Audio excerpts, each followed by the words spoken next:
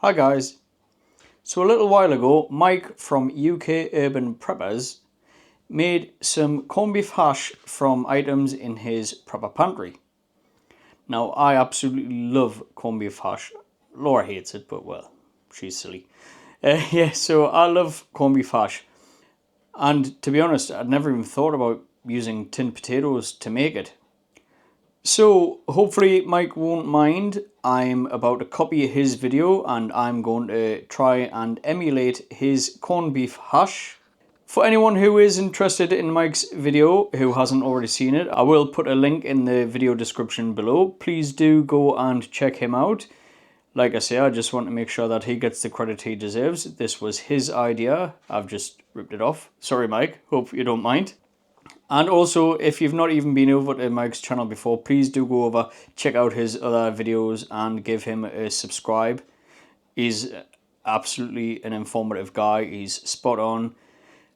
When I was a very small little channel, not that I'm much bigger now, but when we were a small channel, Mike thought nothing of inviting us over onto his channel to give us some publicity and help our channel grow, give us a new audience. And that has indeed happened. You know, we've grown massively compared to what we were, well, by our standards anyway. Some people go, pff, you're still nothing, you know. But I mean, when we went on Mike's channel, we were about 200 subscribers, and now we've just passed 1,000 subscribers. It's only a couple of months ago that I was on his channel. You can't get away from the fact that some of that will have been directly as a result of Mike, so thank you, Mike. But anyway, on with the corned beef hash. So we're going to copy Mike's recipe almost like for like. We're going to start with the 2 tins of new potatoes. We need a tin of corned beef as well. Mike used tinned carrots, but I'm going to use mixed peas and carrots.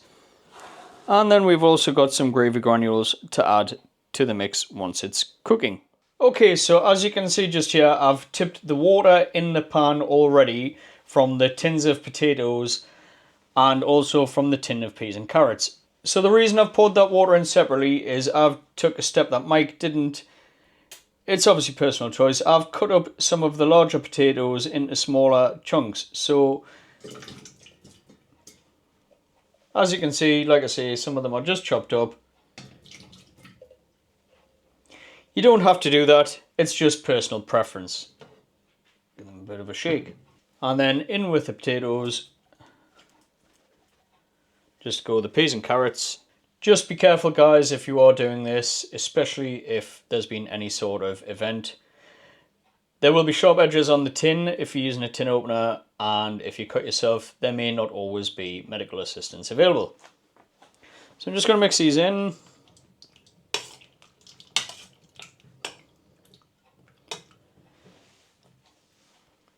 Now the good thing with everything that's going in here today is it's already all cooked, so you could technically eat it as it is. But with most things, it's obviously nicer hot than it is cold. So we're going to put these on for a long simmer. We want to soften the potatoes and the vegetables up as much as possible, just so it all kind of breaks up when you're eating it. Also, once the potatoes break up, they will start to absorb some of the water into it. So I've popped the lid on, we're going to leave it for 10 minutes and we're going to see what it's like after those 10 minutes. Okay, so I've had the pan simmering away on number 4 on the electric hob. Obviously, if you are doing it after any SHTF event, you'd be using a gas camping stove, but not to waste my supplies, I've been using the electric cooker in the house. So like I said, it's been simmering away for about 25 minutes or so, and I've got a fork here. Like I say, the potatoes, they are getting soft and lovely. Oh, it's still stuck on. So I'm going to get my potato masher and I'm going to squash some of them up a bit. We're not looking to mash everything, we're just crushing it up a bit.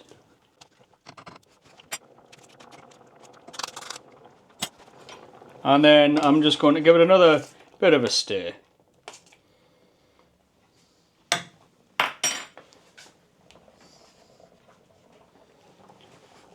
So I've chopped up the corned beef already. We are leaving the fat on the corned beef.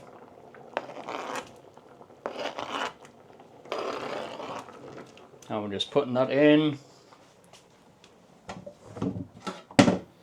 The reason we are leaving the fat on is to add extra fat to the meals. If it's a SHTF event or whatever, you're going to need the extra calories. So I'm just going to push them underneath, under the water.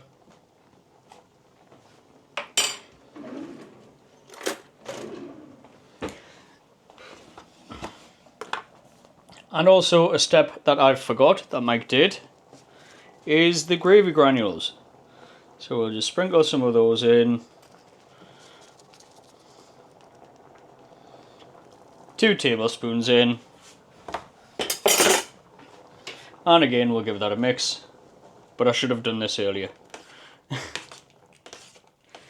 But I didn't, and that's that.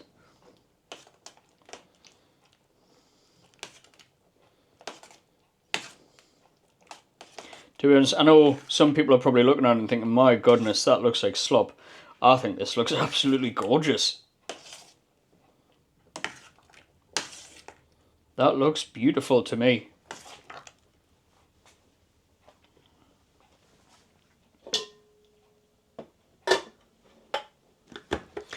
I'm just going to put the lid back on the top now, just because that's going to start bubbling. Now it's thicker with the gravy granules and obviously with it being squashed a little bit.